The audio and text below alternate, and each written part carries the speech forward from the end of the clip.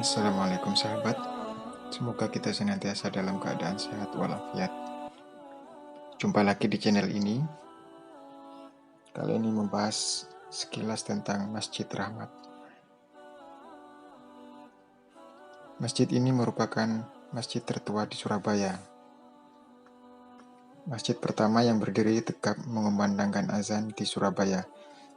Masjid ini didirikan oleh Raden Rahmat atau terkenal dengan nama Sunan Ampel, salah satu anggota Wali Songo. Meskipun disebut sebagai masjid tertua, namun hingga sekarang belum bisa dipastikan tahun berapa Sunan Ampel mendirikan masjid tersebut. Sebelum dibugar, masyarakat setempat menyebut masjid ini sebagai Langgar Tiban atau surau yang secara tiba-tiba muncul begitu saja. Masjid Rahmat didirikan di atas tanah yang diberikan oleh seseorang yang bernama Ki Wirosoroyo, penguasa Kembang Kuning, wilayah sekitar Masjid Rahmat. Masjid tersebut didirikan dengan sederhana menggunakan bambu dan beratap jerami. Tetapi, bisa dipastikan bahwa Masjid Rahmat didirikan oleh Sunan Ampel sebelum mendirikan Masjid Ampel dan menetap di sana. Karena pertama kali Sunan Ampel berdakwah di kota pahlawan adalah di daerah Kembang Kuning. Sunan Ampel singgah dan berdakwah di daerah Kembang Kuning setelah perjalanan dari ibu kota kerajaan Majapahit di Mojokerto.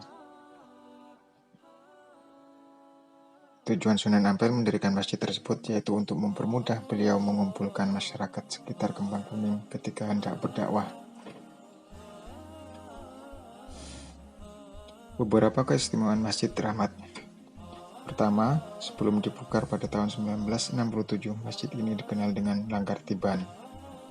Kedua, masjid ini ditetapkan sebagai salah satu cagar budaya oleh pemerintah kota Surabaya pada 26 September 1996. Ketiga, banyak ornamen pada bangunan Masjid Rahmat berbentuk daun semanggi, daun yang menjadi bahan salah satu kuliner khas Surabaya.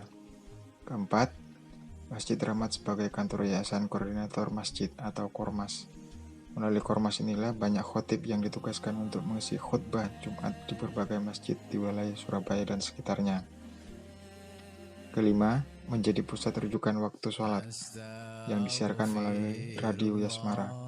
Dari radio inilah berbagai masjid di wilayah Surabaya Raya ikut menyiarkan tanda waktu dengan lantunan syair, salawat, dan lantunan ayat-ayat Al-Quran.